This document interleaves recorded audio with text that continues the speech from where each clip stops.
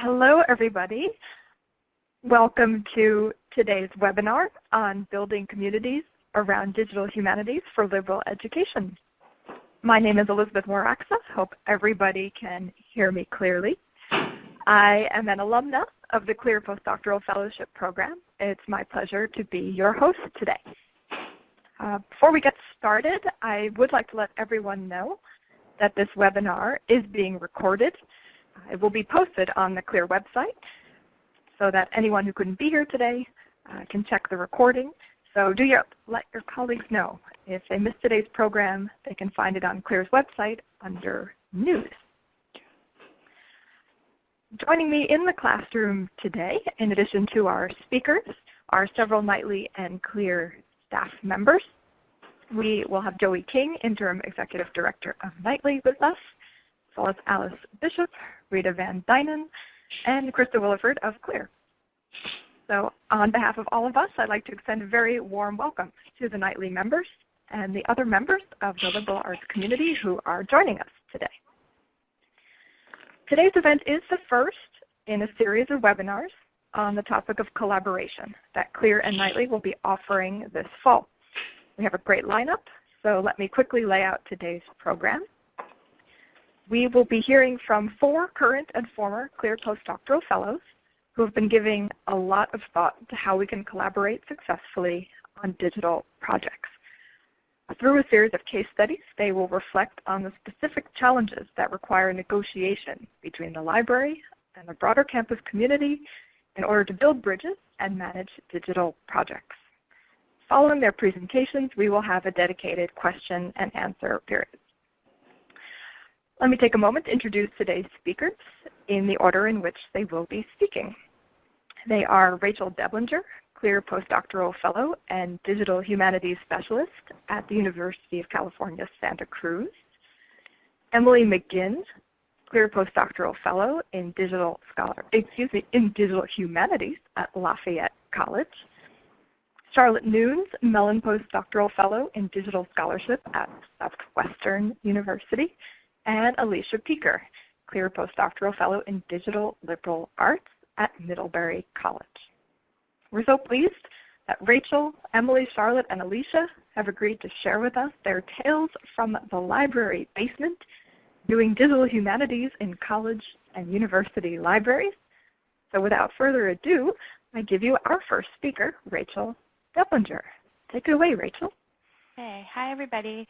I want to thank Elizabeth and Rita and all of the CLEAR and NITLE folks for inviting us to present for you today.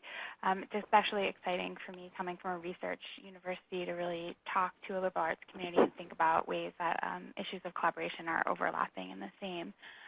So our title for our panel today about Tales from the Library Basement comes from my kind of experience every day. I work at UC Santa Cruz, which is an outrageously beautiful campus. It's in the Redwood Forest, but my office in the library is in the last possible corner of the basement, all the way down 2 flights of stairs, past multiple locked doors. And it seemed to me a kind of evocative of some of the challenges that I've faced doing digital humanities work in the library and also from the library. And it also seemed a somewhat apt way to frame this discussion, particularly because I work alongside the digital initiatives team, who do all of the digital work that happens in the library. So they digitize archival materials, including texts, manuscripts, audio reels, and film canisters. They make these digital objects findable and accessible, both through the creation of metadata and the management of digital objects. They also preserve those digital objects, working with a slew of tools and repositories to ensure long-term viability of materials. They're also developing services to support data management, data preservation, and open access. So I'm sure lots of the things that all of you guys are doing as well. But all of this work takes place behind these locked doors. So it's hidden from view. Their presence, their labor, and their expertise are not only obscured, but completely invisible, not only to the university community at large, but really to the library as well, so that other departments in the library don't really know what's going on down here in the basement. And if I'm thinking about collaboration and partnerships, this issue of public perception and public awareness seems really important. because the dynamic, provocative, cutting-edge work of digitizing, preserving, and making accessible all of the cultural, historical, and sociological materials of research becomes hidden and is seen as a kind of hidden service rather than an intellectual pursuit. And so the extraordinary skill that the Digital Initiatives team and the library brings to this kind of work won't be valued in the same way or won't even be acknowledged or understood by the community at large. So as a CLEAR fellow, I'm both kind of in the basement and not in the basement. So what I mean by that is that I'm charged with building a community engaged in digital scholarship and also a space within the library to foster that community and to respond to their infrastructure needs. So this is a list of some of the events that we hosted last year to start fundamentally creating a community around digital humanities, which isn't to say that there weren't people already engaged in this work, but that there wasn't any community of conversation or practice that was happening or anyone that was coming together to really think about what issues were involved. And there certainly wasn't overlap with the library to really think about what kind of infrastructure support would be most beneficial to this new community. So my job, in addition to kind of building this community, has also been to make connections and build relationships. So with faculty and graduate students, IT staff, librarians, instructional technologists. And I should note that some of that work was done for me before I got here in the creation of the CLEAR Fellowship. So that the library, the Humanities Division, the Office of Research, Graduate Division, and ITS all supported my position so that there was already a coalition in place that recognized the need for digital humanities cultivation and the need for someone to come in and build this community. So in a lot of ways, like that was really helpful to come into a community where there was already that collective acknowledgement. But part of this work involves kind of connecting the library with these larger pursuits. So connecting the library with faculty and graduate students already engaged in the work of digital humanities, and then also working with faculty and graduate students to start new projects and really think about how to integrate digital methods into their research and learning.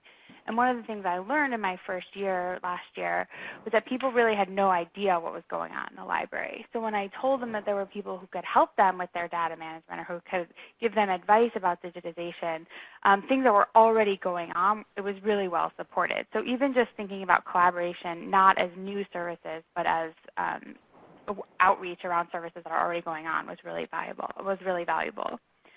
But one of the things that another thing that I learned is that I started to recognize that there was a difference between working with digital tools and doing digital humanities work. And that's a distinction that I couldn't necessarily have understood before I started here. So I'm sure we are all a bit bored by the conversation about what is digital humanities.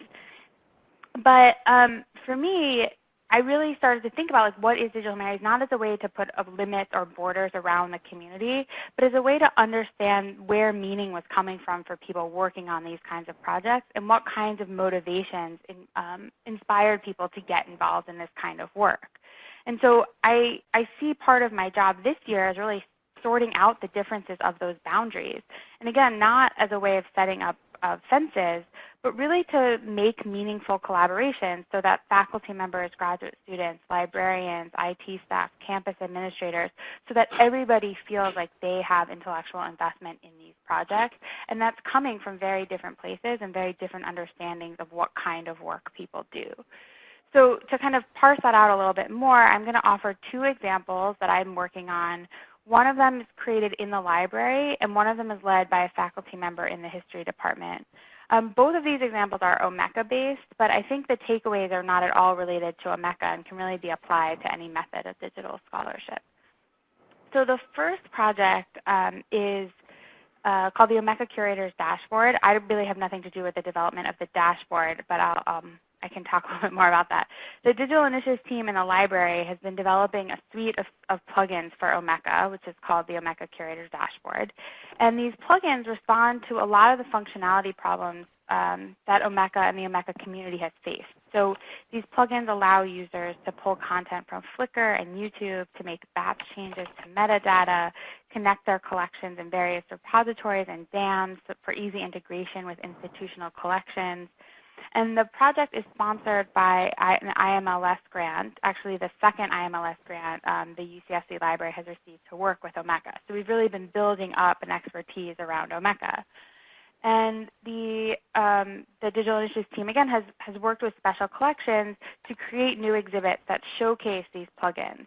And the exhibits, many of which are still in development, are specifically focused on the university's 50th anniversary. We're a very young university, and we're celebrating our 50th anniversary by kind of trying to make as many collections as public as possible. And a lot of that work falls on digital initiatives, but Special Collections gets the credit for it. So part of creating this digital exhibit site is to really reflect the work that Digital Initiatives is doing, and again, kind of break down some of those barriers of being in the basement. But the exhibits act as points of access to library materials, but they aren't curated to engage critical thought. So again, they're kind of working to advertise and celebrate the 50th anniversary, but they're not really adding any kind of questions or critical engagement.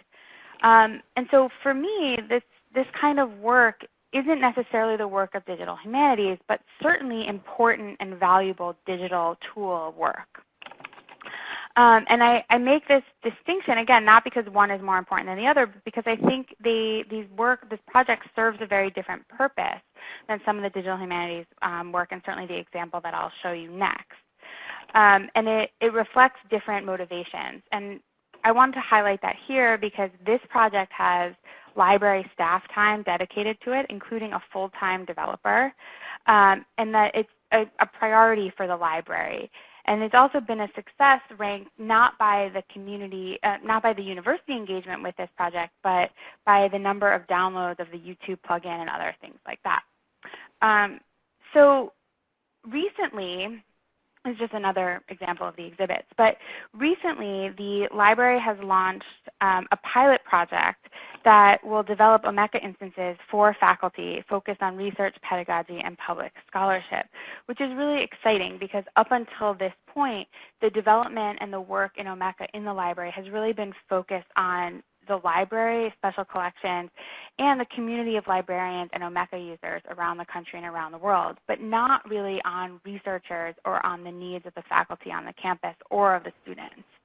So in this new academic year, we'll be creating new instances of Omeka, and the Digital Initiatives team will be working directly with faculty.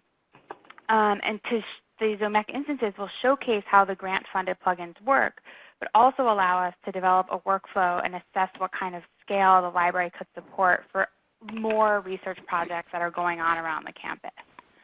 And a lot of the work that it took to launch this pilot project comes from conversations that we had about this project called the Gale Project, which defines itself as an Okinawan American dialogue that explores the founding years of the American military occupation in Okinawa. So the project is based on photographs from American Army Captain Charles Gale and is really a broad and ambitious project. So it's composed of several elements, including a digital archive of the Gale photos, which is built in Omeka, declassified documents regarding the U.S. military occupation in Okinawa, collection of Okinawan and American oral histories, digital publications, rephotography, and an anticipated traveling exhibition in 2016. And so all of these elements are driven by a central intellectual concern about post-war memory in and about Okinawa. And the fact that the project is led by a faculty member, Alan Christie, but largely directed by the interest of students, means that the project takes on a lot of different formats. So students have published some reflective work on medium.com. They've published some of their rephotography from a trip to Okinawa last summer. And for many of you at liberal arts schools, this might seem very obvious that undergraduates should be deeply engaged in the work of history and that digital tools offer an opportunity for students to learn the messy business of historical work. But at a UC, this maybe isn't the most obvious point for us. And yet this project really performs exactly the kind of work that our library, I think, should be supporting. It engages students in research. It empowers them to learn new skills, to ask new questions, and to see the world in new ways. So after a year of meetings and conversations, the library is now working to transfer the Mecca database from the Humanities server to the library server, where it can have more secure and responsive support. I think I'm running somewhat late, so let me kind of wrap up after these two examples.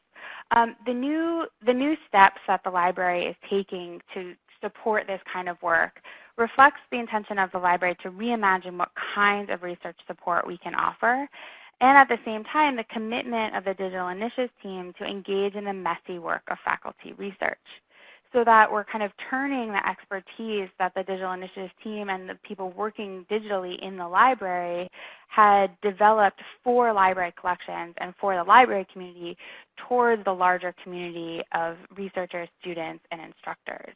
And that's really exciting for me because I think it gives everyone an opportunity to engage in projects as intellectual partners, not as service providers, and hopefully break down some of those walls that are constructed that keep us buried down here in the basement. Of course, all of these conversations aren't to say that there aren't some challenges still ahead. And for me, these are three of the biggest challenges and tensions that remain: the process, the scale, and the staff time. So what I mean by that is that faculty are willing to see their projects be messy. They want to see what happens, and they don't always know where it's going to go, whereas library and library staff really want to prioritize systems and establish workflows so that they can identify what the outcome of a project is. And we've been kind of using pilots as an intermediary so that we can have a messy process that will then define what the system will be. And that's seemingly working for us right now as a middle point. But I think that's a tension that will continue as we create more and more partnerships. And the second is scale. So when a faculty researcher comes in with a project, they're only thinking about their project. But the library is really thinking about how can we offer the support we want to give that one project to the campus. I'm still not entirely convinced that it's a problem if people are banging down our door for a service, because it seems like that means that we're doing the right thing. But I do think, and I have seen over the past year, the real importance of thinking about how a university service can reach all members of the community. So again, that's a tension that we're going to work through as we start to collaborate more actively with research projects across the campus. And finally, I think the biggest learning curve for me has been around staff time. So in the library, my colleagues recognize a certain percentage of their work time on certain projects. And at the end of the day, those projects aren't really always with them, depending on who people are. Everyone has a different approach to their own work. But faculty members generally do not leave work at the end of the day. It's with them all the time. They're working on it all the time. And so that they're not thinking about giving a certain percentage of their work to one project or another, or to figuring out the various aspects of a digital project in particular, so that when library staff members become project partners, there are often tensions not only between the project PI and the library administration about staff time, but also around the expectations of people's time. And I think that this tension is more than just an issue of labor. I think it's also about seeing partners as intellectual partners and seeing your work as intellectual work, and not only as something you're doing because you were given that task or you're supporting some other project. And so really giving each other the respect to offer significant advice or changes. And so for me, the tension is, are librarians taking on the same intellectual engagement with a project, and how can we create a community where that's the expectation? So thank you all very much. I'm going to turn it over to Emily now. Good morning, everyone. I hope you can all hear me. I am Emily McGinn. I'm a clear postdoc in digital humanities at Lafayette College in Pennsylvania, where I work for the Digital Scholarship Services team in the library. There I work as a facilitator of small-scale digital humanities projects, and often I act as what I like to call a human translator between our faculty researchers, our developers and programmers, our students, and our librarians. Today I'll talk a little bit about how this collaboration works when we're operating between spaces, especially in this unique role as a CLEAR Fellow. So unlike many liberal arts colleges, we have the luxury of having permanent staff of developers and programmers. The team includes these guys, which are developers James Griffin and Tom Goodnow, along with Director of DSS Eric Lors. In addition, we also have on staff a GIS librarian, a visual resources curator, and now me. The team is responsible for building and maintaining the institutional repository, building our digital infrastructure, and they also build and maintain large-scale digital projects in collaboration with faculty researchers. So these projects take on a number of forms, and I'll just give you a couple examples of a few here. The large projects are contained in what we call virtual research environments, wherein the research data can be accessed by others in order to create generative scholarship. So that means it's not just locked down one single project, and sort of pointing to what Rachel was saying about having this data be reused, and you can ask new research questions and spark new ideas with the data that's presented. There are currently nearly a dozen such projects in varying states of development, each with their own massive data, specialized development, and different kinds of preservation needs. There's two examples on this slide. The one at the top is of Lebanese town. You can sort of see in the background that's a 1919 Sanborn map that's been digitized and georeferenced. And that is an anthropology and sociology project to recreate a neighborhood in eastern Pennsylvania where we are that was raised in the 60s for urban renewal. So that professor is capturing oral histories, images, all sorts of ephemera collected from the eastern community and tagging those to the map to recreate this neighborhood in a virtual space. That one's been an amazing project for students to work with the community and looks really cool too. The one on the bottom here is the Eastern Library Company project. This takes ledgers from the Eastern Library Company, which is operating in the 1800s. We take those very old, very handwritten artifacts and turn them into data, which in turn we can then visualize to start thinking about what the reading networks were in the community of the 1800s, who was borrowing stuff, who was lending books, what things were most read, and start to ask some really interesting questions about the Eastern population at the time. So these are just two examples of some of the many, many projects that we're working on. These are long-term, these are heavy-duty, they require a lot of hands and a lot of work to get these up and running. And even with the dedicated staff, there is a limit to how many of these projects, because of those time and resources, can be managed at once. And DSS must balance time and resources to meet the increasing demand we've encountered on campus. And that's where I come in. So as a CLEAR Fellow, my role is then to take some of the weight off of the DSS and be able to develop methods for integrating small-scale projects into the classroom and into the undergraduate experience. These projects are smaller in scale, do not require development time, and for the most part do not require preservation beyond a semester or an academic year. So these are projects that are easier to integrate into classrooms quickly. They're easier to do for schools that don't have the luxury of having DSS at their back. However, these smaller projects do operate in a way that introduce DH methodologies to a wider audience and impact a wider swath of campus. Last semester was our pilot project, which we ran successfully in 6 classes with 5 professors in 5 different departments, including mathematics, Africana Studies, and geology, reaching nearly 125 students. This fall, we're running 7 new class projects with 2 of spring's courses now continuing their projects with new classes of students. In the past year, we've vastly increased our impact on campus, with 15% of our faculty now working directly with DSS in some manner, and at least 10% of the student body, by very conservative estimates, engaged in DH in some way. And the official total right now is 14 courses in 9 departments, which is kind of amazing in the short space of a year that we've been doing this, really only 2 semesters. So these projects take on a variety of forms. You're going to hear about Mecca a lot. We promise we don't work for Mecca. It just happens to be a really flexible space, and it's a largely online space for digital collections that's easy for students to use and easy for faculty to understand and get up and running for a class. Typically, it's used to make image collections online, sort of like making a virtual museum. We use it a little bit differently here. We're running one single installation hosted through a third party with multiple users. We currently have over 1,000 items in our repository for Mecca, and over 70 users, which include both students and faculty members.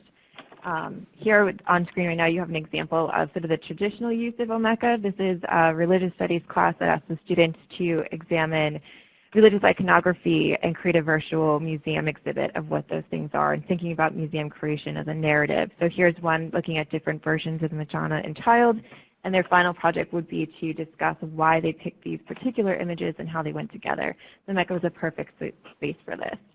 However, we've also used it in a lot of different classes. This is an example of how a geology class used the metadata capability of Mecca to capture records for their mineral collection, start to digitize those, as well as using it, what you see here, a space to display their final projects and use the data they've collected collaboratively. They're also in STEM classes and not just in humanities. And finally, this is an example from Africana Studies that utilize the timeline and exhibit functions in NITLE and Mecca in order to tell the story of David and Washington McDonough, two emancipated slaves who were educated in Lafayette in the 1830s. So here's an example of an interactive map of Liberia where Washington eventually settled, and this tells a story there in a different way. So utilizing all the different components of Mecca. But that's not all we do. We also use other tools other than Mecca. So here's a great example of DH in a STEM class. Rather than using STEM methods in a humanities class, which is often how we think about digital humanities, in this case we asked the class to do it in reverse. We asked a STEM class to use their skills in statistics and analysis, but to use those skills to ask humanities questions of their data, which in this case was 750 writing samples from incoming writing tutors that we've collected from 1995 to 2012. So with these digitized essay selections, the statistics class was able to use them as data for their class and used the statistics tool R to parse the tool and make comparisons over time. The students were testing hypotheses about language complexity and sophistication of writing against the samples. In the example you have here, this is comma use in those essays from 1995 to 2012. Broken down by gender, and it looks like there's a little bit of an increase, but not really. So they're using comma usage to see length and complexity of sentences. This is a really fun project for students who got to analyze the work of their own peers and really got invested in looking at this in ways that using a straight-up statistical data set of just numbers that had no connection to them would have been a lot different for that class. So we've gotten a lot of buy-in from students, a lot of interest generated from these projects. We've got now organically people coming to us outside of our calls for proposals for DH and classroom projects, and we're really getting a lot of buy-in from a lot of different areas across campus. And the success of these programs has led to the creation of our latest program, which is the DH Summer Scholars Program. This is the first attempt to bring DH directly to our undergrads, and it was structured as a summer internship for 7 students from across the curriculum. We had anticipated getting maybe 3 or 4, a handful of students who would have well fleshed out project proposals, and we actually got over 25 applications and had to really make some difficult decisions of which students we could serve this summer. It was a great experience for everyone. I organized the internship as a workshop, spending a lot of time on taking their big, ambitious ideas and turning them into actionable projects that they could accomplish in 6 weeks with tools that were in accordance with their own particular technological skill set, which varied pretty greatly. Not every student was actually a coder of any sort. Lots of them had not really even looked at any of these digital tools before, so we were working with both levels of skill and the time that we had to in order to create some projects. The goal of this project was to teach both DH methods, but also to build professional skills that students could take with them to their own careers. So project management, content creation, really figuring out how to scope a project to make sense. And what these students were able to do with just some time and autonomy mixed with a little bit of guidance was really, really amazing. You've got 2 examples of our 5 projects that came out of this summer. One at the top is Tempo of the Times, which really go take a look at if you can. It's really amazing. The 2 statistics and mathematics students who decided to look at music data over the last 100 years and compare it to economic data to see if it could make some predictive models of what kind of music we'll be listening to in the next 5 to 10 years. They did some really great work and found some really interesting connections. The one below that is a project that used a collection of 300 Ethiopian folk tales and the student was able to sort those by moral and by topic and theme, and she's looking at mapping those across the different regions of Ethiopia to see what the connections might be between place and theme. So she's just getting started on that, and all of these students are now moving forward with these projects even well after the summer is over. Some of them are going to a conference with me at Bucknell in the next month. One is looking to write a journal article on their work. Others are just continuing to build on the projects that they started. You can take a look at their work. I've got the link right there, sites.lafayette.edu/DHSS. You can feel free to steal my teaching materials from there, as well as take a look at the projects they built. We're really all very impressed and proud of what they're able to accomplish. And from these experiences and experiments in infusing DH methods and practices into research, pedagogy, and the undergraduate experience, we're now looking for ways to ensure this energy endures beyond my time here, beyond the end of the CLEAR Fellowship, and beyond the length of our grant. We're currently operating in year 3 of a 4-year Mellon grant to start some of these initiatives.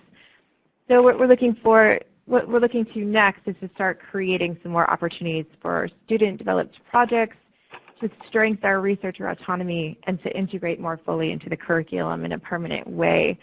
So through the classroom projects, our faculty are developing greater competencies with DH tools and methods, which in turn inflect their research projects, which then circle back into their classrooms in this really cyclical, really nice way that research and pedagogy start to come together through these DH methods. And that's really exactly what we hoped would occur over time. So raising the visibility of these programs and generating interest at the undergrad level, building this interest from the ground up that's really insisting on more classes and more tools like these, we hope to inspire these projects to continue and eventually become a more permanent part of the culture on campus.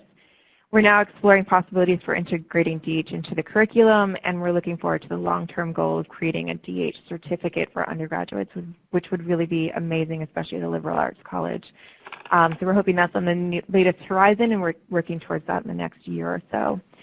So I'm happy to talk more about any of these initiatives in the Q&A, but that's all I have for now. So thanks so much for your attention, and now I'm going to hand it over to Charlotte.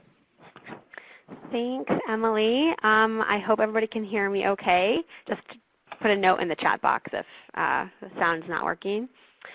So greetings from Texas. Let me put my slide up, first of all. Okay, good. I see the sound is fine, so thank you for that. Yeah, I would also like to thank Dr. Waraksa as well as CLEAR and NITLE for making this webinar possible. And I'm speaking to you from Southwestern University, which is a small liberal arts college of about 1,500 students located half an hour north of Austin, Texas.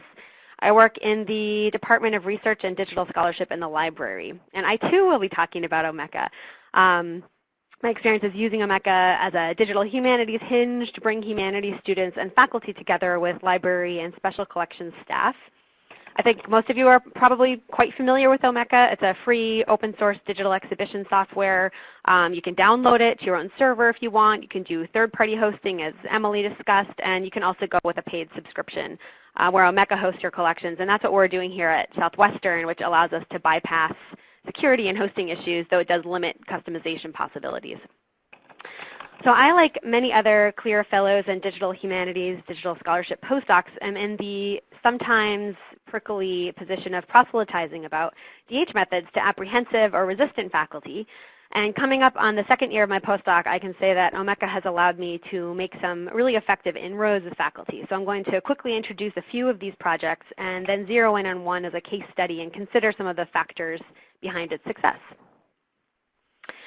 So in addition to supervising Mecca projects in my own English class, during the spring 2015 semester, I supported classroom Mecca projects in Dr. Patrick Kayofsky's art history class and Dr. Sergio Costolo's theater and performance history class. And in Dr. Costolo's class, I supported students in building Mecca sites as a small group final project. Whereas in Dr. Kayofsky's class, we established one central Mecca site, screenshotted here, to which students made individual contributions over the course of the semester, and the class showcased the site at Southwestern Spring Research and Creative Work Symposium. I also led work on a Southwestern University Special Collections Mecca site, which remains a work in progress. Our special collections holdings here at Southwestern are particularly strong in Texas history, and the goal of the site is to highlight selected archival gems during an ongoing digitization initiative that's been supported by the IMLS and the Texas State Library and Archives Commission. In the coming year, I hope to increase student and faculty engagement with the site in programmatic ways. And finally, I'd like to highlight the Southwestern University Latina History Project Mecca site as a particularly successful collaboration that has changed the way I look for faculty partners. The Latina History Project, or LHP, is a grant-funded initiative at Southwestern made possible by the Summerlee Foundation of Dallas, which offers Texas history grants. The project is co-directed by Southwestern faculty members Dr. Brenda Sendejo and Dr. Allison Kafer. Sendejo is in anthropology, Dr. Kafer is in feminist studies, and it aims to enhance undergraduate education at Southwestern about Latina history in the Central Texas region. As part of my contribution to the project and in my capacity as a postdoc in digital scholarship based in the library, I've been working with 2 student interns on the project to explore, process, and analyze primary source materials pertaining to Southwestern's own Latina histories. For the students on the project, Mecca has been an effective way to respond to Southwestern Special Collections strengths, including the institutional history of Southwestern itself as the first college established in Texas. It was founded in 1840. Special Collections holdings also include some of the cornerstone documents and books of Texas history, including rare copies of legal materials from the period of Texas independence through the annexation and Reconstruction periods. Our holdings vividly document the lives and experiences of settler communities in Texas history, but the deep histories of Native American, Mexican American, African American communities in the region are only minimally represented in Southwestern Special Collections. For both students in the Latina History Project, the project was their first exposure to special collections while at Southwestern, and both reflected that it was a disempowering experience to find Latina history all but unrepresented in special collections. So this lack became a driving inspiration of the Latina History Project Mecca site, and it strongly informed how we framed that digital component of the Latina History Project at large. In addition to researching and digitizing primary sources for the Mecca site, the students, both of whom identify as Latina, have created their own oral histories about life at Southwestern to be included on the Mecca site. The students particularly wanted to contribute to the Southwestern institutional historical record from a Latina perspective. So from the students' perspective, creating the Mecca site has been a way for them to actively and materially respond to the lack of Latino holdings in special collections and to remedy what they articulate as their non-representation or minimal representation in SU's institutional history at large. For the faculty directors of the project, Mecca has also conferred benefits. The Mecca site has given shape and content to the grant initiative's goal of enhancing education about Latina history at Southwestern. The busy faculty directors could delegate the supervision of the students' Mecca project largely to me, thus reducing their workload. So I was able to insert myself into the grant project rather than persuading faculty to add a digital component to an existing humanities curriculum. The digital component, in this case, the Mecca site, provided needed content for the grant project. In addition to securing a library-funded Mecca subscription for the project, in my intermediary role from my position in the library, I've also blogged about the process of building the Mecca site, which has served the purpose not only of highlighting and acknowledging student work and providing a practical digital humanities case study, it's also provided valuable documentation for the grant project. Of course, the Mecca project in itself is valuable documentation, something the faculty directors of the project can and have easily point to as evidence of the dynamism and success of the grant project in meeting its proposed objectives. My blog provided language as well as visuals that the faculty directors used in the first year report, and the faculty directors indicated to me that they immensely appreciated having the blog as a resource for their own documentation purposes. I also heard from the faculty directors that the funders of the grant were very happy with the progress of the project, and my blog was a key part of making that progress visible and accessible to an audience beyond the members of the Latina History Project. So to reflect and conclude, I would say that certainly from my position as a digital humanities advocate in the library, I still need to forefront the strategy of making individual pitches to faculty at Southwestern, suggesting particular technologies that might connect with course content, and offering specifics about how I can support their course in using digital tools. The individual pitch is an effective tactic that I'll continue to use as I work to connect with faculty across disciplines. However, my experience with the Latina History Project Mecca site has changed the way I look for faculty collaborators, and that I'm now also on the lookout for collaborative grant projects around campus that need shape and content. So this experience has motivated me to think about going through the University Foundations and Development Office, communicating with the Director of University Relations with Foundations about grant-funded projects around campus, approaching faculty directors of these projects with the message that I can take on certain delegated responsibilities and help document a grant project can, I think, be very compelling to faculty, whereas persuading them to fit me into their course planning is a tougher sell. But another happy outcome of the Latina History Mecca project is that since it gave me an opportunity to build relationships with the faculty directors on the project over the course of last academic year, this year they were open to working with me on incorporating digital project options in the classes they're teaching. So I'm working with their classes in the Anthropology and Feminist Studies departments, respectively, on digital project assignments that both do and do not relate to the Latina History Project. One of Dr. Sendejo's classes will be contributing to the Latina History Project Mecca site as a part of their coursework, which will connect meaningfully with course themes and will also be a boon for the Latina History Project. So I will leave it here. Thank you. I welcome your questions in the Q&A, and I will turn it over to Alicia. Thank you so much, Charlotte, and thank you everyone for joining us today. There's going to be a short technical thing here while I change this over to share my screen. One moment.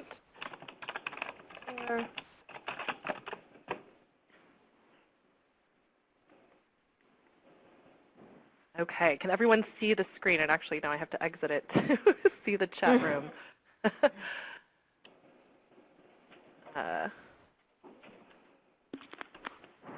Looks like we are seeing it. Thank you, Charlotte. Okay, so let me go ahead and pull this back up today.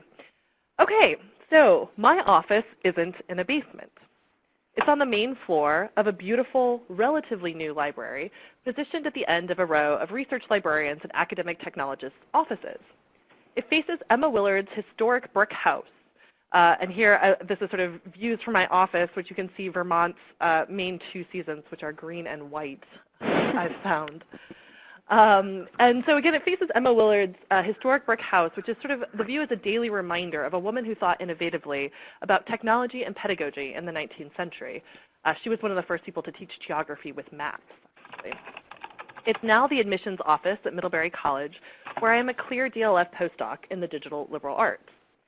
At Middlebury, we're at the beginning of the second year of a 3-year Mellon grant to encourage the faculty to explore digital methods that are changing scholarship, to discover new modes of collaboration, to learn new skills for research and pedagogy, and to discuss and debate what digital technologies mean for our teaching and scholarship.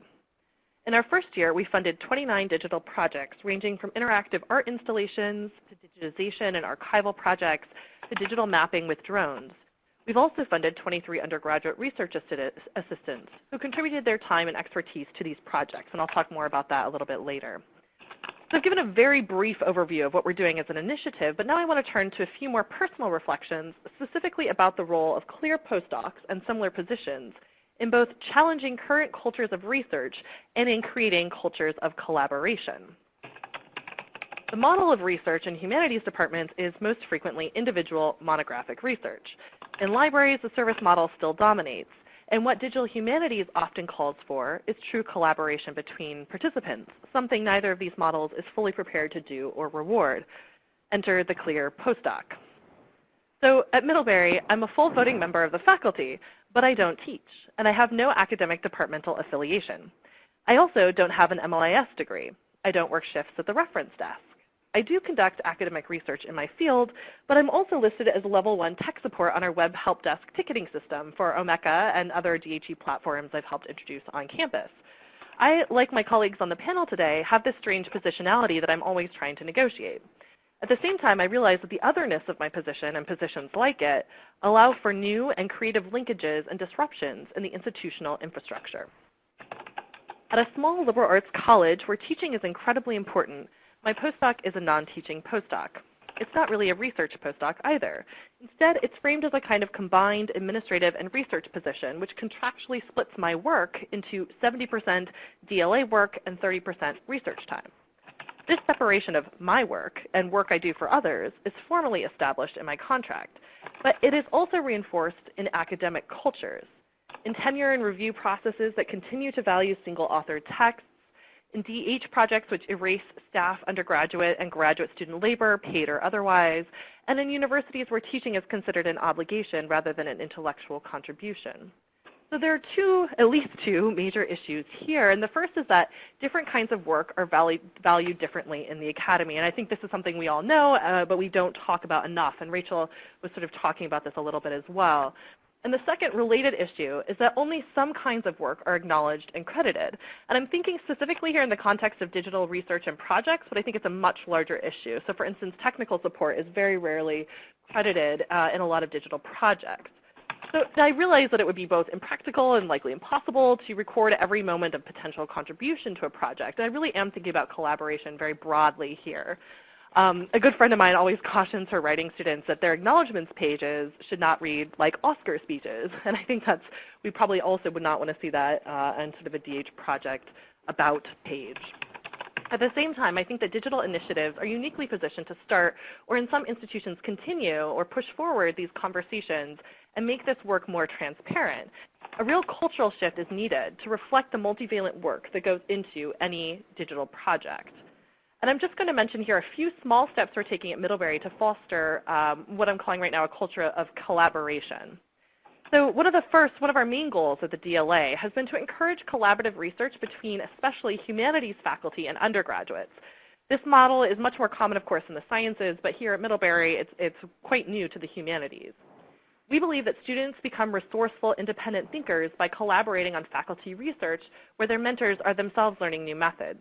When faculty apply to us for a research assistant, we ask them to articulate how that student will be invited to contribute to the intellectual direction of the project, or at least a portion of the project. When they report back to us, we ask again how the student participated. One faculty member in history describes her experience here. I was really pleased to have a student assistant, to have one as conscientious and curious as Jane was. Her input made our first steps into this research project wiser and more decisive.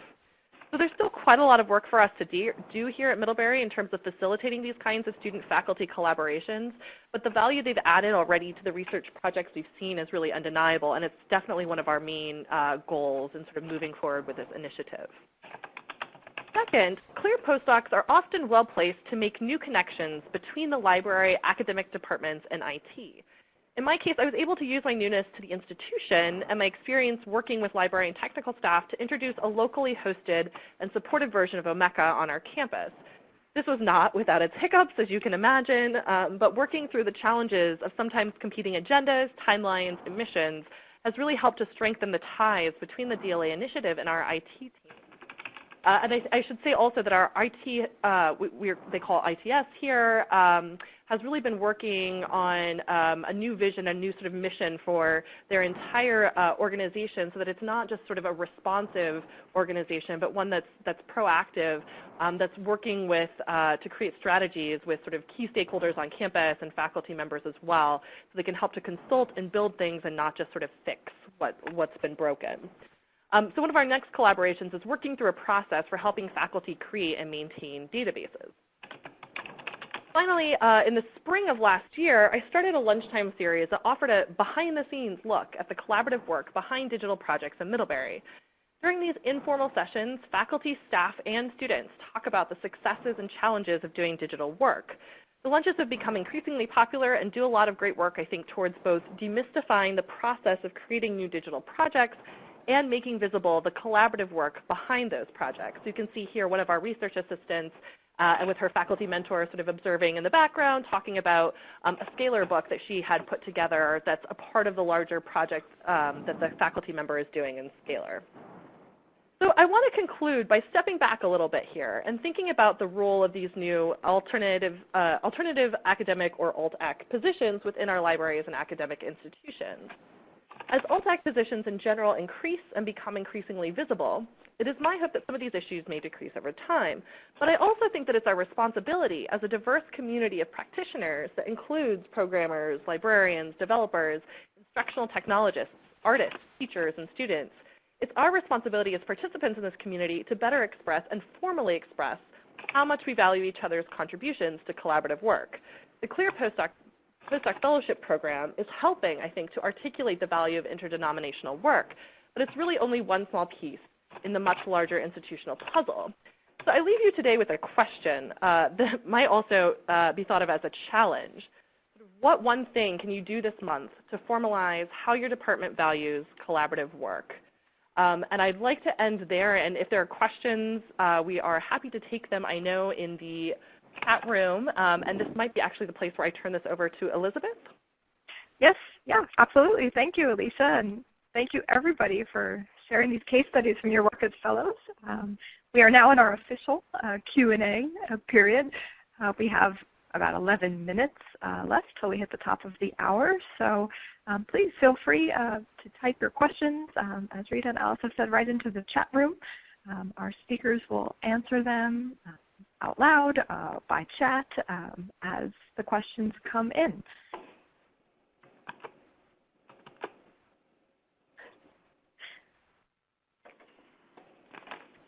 I see a remark from Laura. The one thing I'm going to do is steal your ideas for a series on making collaboration visible. Thanks. It's excellent. We've heard so many great suggestions today. I hope it's been inspiring.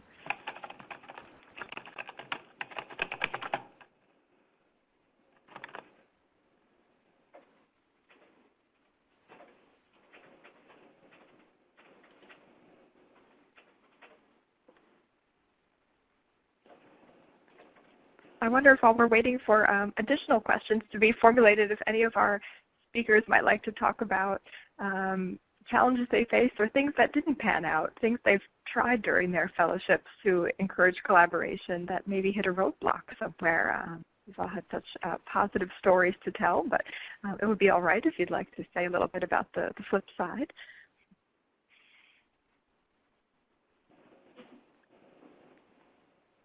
There's also a question coming in for Charlotte. I can speak to that, sorry, Elizabeth, to that a little bit. This is Alicia again. So one of the things in trying to sort of build a community of collaborators that didn't work was sort of providing informal spaces and time for people to meet. I found that this just did not work. So we had a sort of brown bag lunch series where we invited people to come and just informally talk about their projects, find collaborators. We had some attendance, but it wasn't very good. I was trying to sort of set up a kind of office space or a place where people could come. And I think that might be, it just might depend on the institutions and the culture of the institutions that people are at. But I found that having actually structured space and a kind of speaker and then an unstructured time really worked much better for our particular community. I would add that, this is Rachel from Santa Cruz, the unstructured time didn't work that well for us either because everybody has so many pressures on their time that something that's kind of unstructured is going to fall to the bottom of the list. Whereas if there's a speaker or something that they're committed to, that they're more likely to come and feel engaged. I might be able to build on that and also respond to UT Austin's question about elaborating on how to make inroads with faculty. I think that kind of relates to the idea of specificity of pitches. So, whether that goes for events, as you guys are talking about. Oh, sorry, and this is Charlotte at Southwestern University. Or whether it goes for making inroads with faculty. I think to that question, what I have found works best on our campus is to make very specific individual pitches to faculty by email. Usually I'll do it by email. I mean, historically I've tried to sort of connect with them somehow at an event around campus, something like that, just so they are familiar with who I am, and then maybe follow up with an email that offers some pretty specific, I would read through their course description and then make a pretty specific pitch as to tools I thought might be useful for them, and then sometimes I've even included sample assignments or just to give them an idea of the ways in which I could support their students' engagement with digital technologies, and I find that's worked pretty well, better than more sort of blanket, just sort of here I am and here are some of the things I can do, messages to the faculty. I get fewer responses to those types of outreach. Yeah, the same thing here. This is Emily at Lafayette. I think the personal outreach has been most effective, and we also have the luxury of being on a very small campus where it's easy to bump into people and talk about what you're doing. So I feel like I'm always working. Every time I'm talking to someone, I'm always thinking about what we could be doing together, how we could be collaborating, suggesting partnerships, putting together other classes, just having that mental Rolodex of what's going on campus and being the one who can articulate that has been really helpful here. And sort of to Hampton's point, I haven't found the need to do an environmental scan in a formal way. We've been able to draw quite a few people in through our calls for proposals and sort of just having a boots on the ground approach rather than doing a formal survey of any kind. Thank you all so much. We have lots of questions coming in. I understand that Carol Porter has a question. I think she may have raised her hand. Carol, would you like to bring that question to the chat room?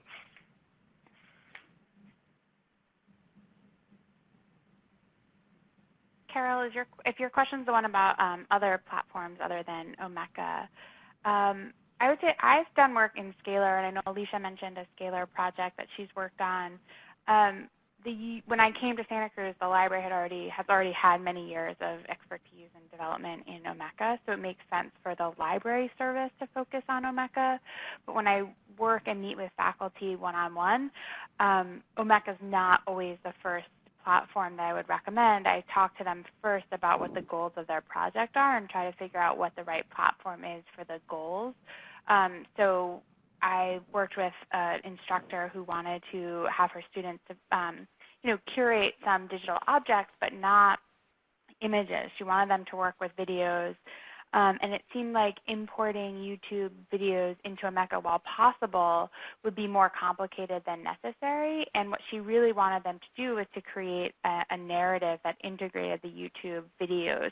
So instead of using Omeka, which would have required her students and her to kind of get up to speed on how to use it and figure out how she wanted to host it,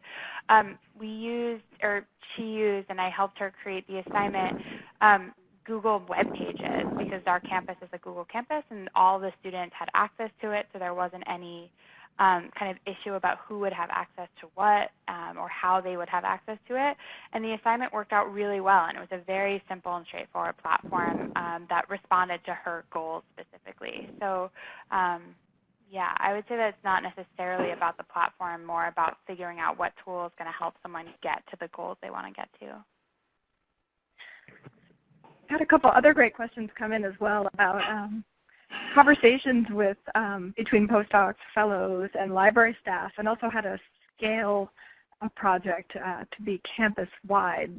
Those two questions might be interrelated, they might not, but I wonder if our speakers might like to talk about their relationship with colleagues within libraries and also taking things campus-wide. I could say a few words about that. This is Charlotte at Southwestern. I think because the Department of Research and Digital Scholarship is based in the library and it operates, as a Department of Information Services. I feel as it has not. Of course, I sort of was dropped into this department, and I know that there's a history of information services taking on more of a digital identity. So when I arrived at Southwestern, it was not difficult. It has not been difficult to get the buy-in of library and special collection staff. They've been incredibly supportive and incredibly encouraging. And I think to that question of scale, how do you begin building these projects into a campus-wide service? I think RADS, that's our acronym for Department of Research and Digital Scholarship. The goal really is to become a campus-wide service and to have some traction around campus, across campus. And I think the way that we're trying to achieve that is by making individual connections with faculty and to sort of have the word spread by word of mouth. We're a very small community here at Southwestern and very much based on word of mouth communication in order to sort of establish credibility and trust. So that's kind of the approach we're taking, is to sort of start small, hope the word spreads, and eventually be more widely accessible to the campus community and widely used by the campus community.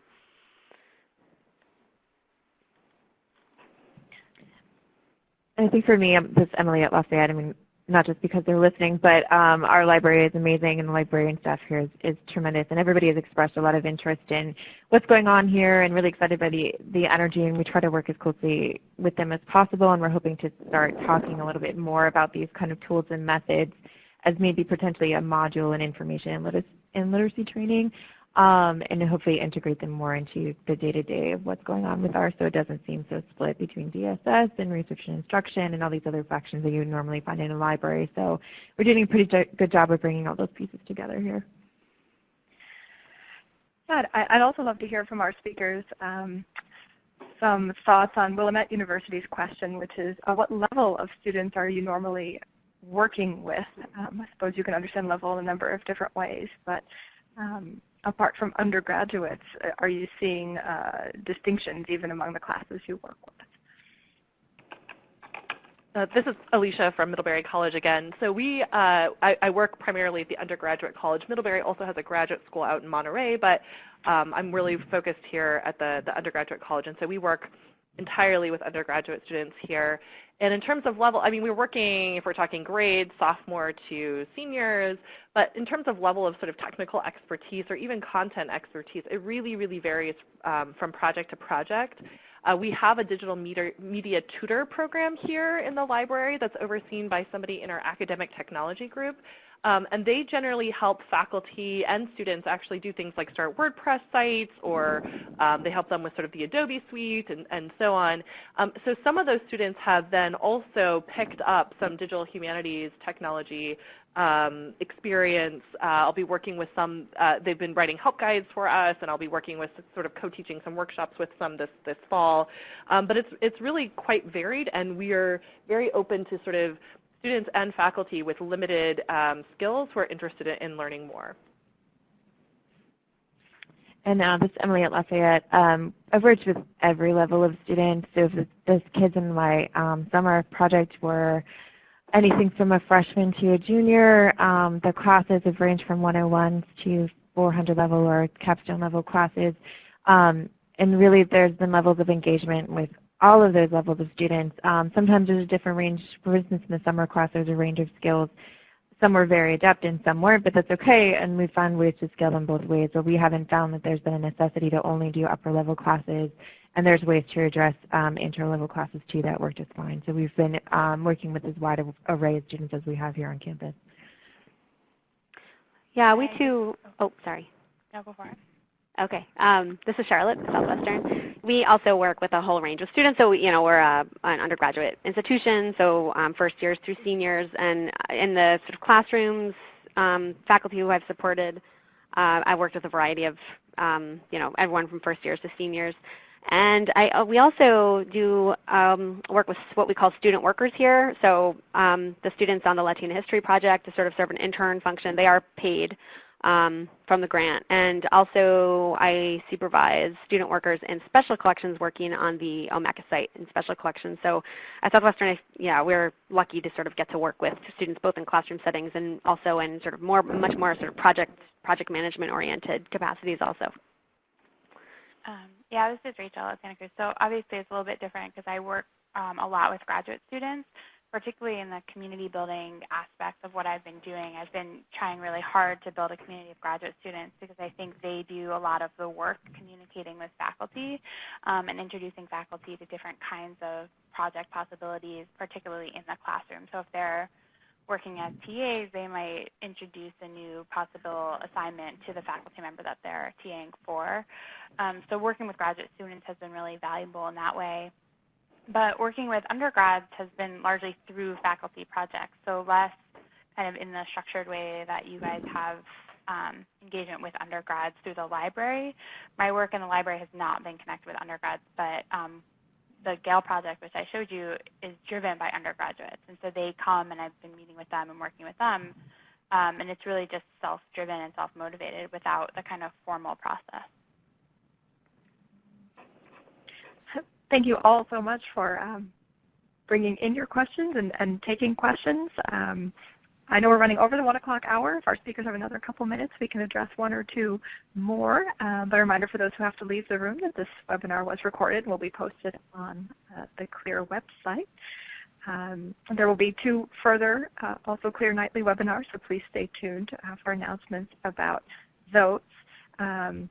Nick Fogel does have a question prompted by Alicia's comments, other tips or techniques for giving structure to cultures of collaboration. We can certainly hear a few more remarks on culture of collaboration as we round out this webinar.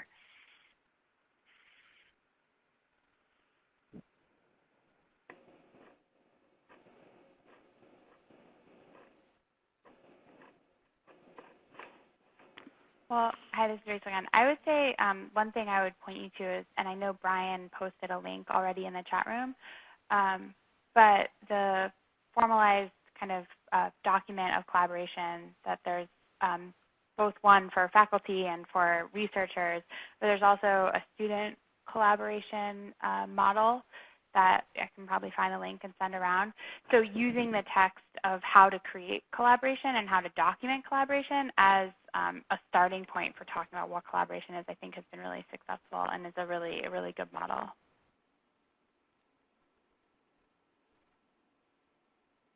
So this is Alicia back at Middlebury. One of the things we've been sort of toying with and we have not instituted yet, but is something I would love to get sort of instituted here, is doing a project charter when we begin a project. So this is something where the expectations for each person who's involved in the project are clearly laid out.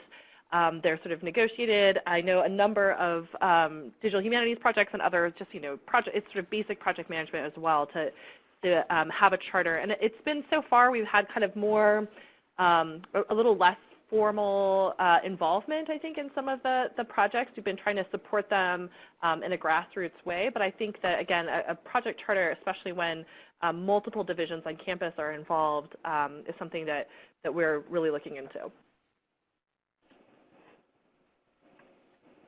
This is also fantastic. Thank you so much.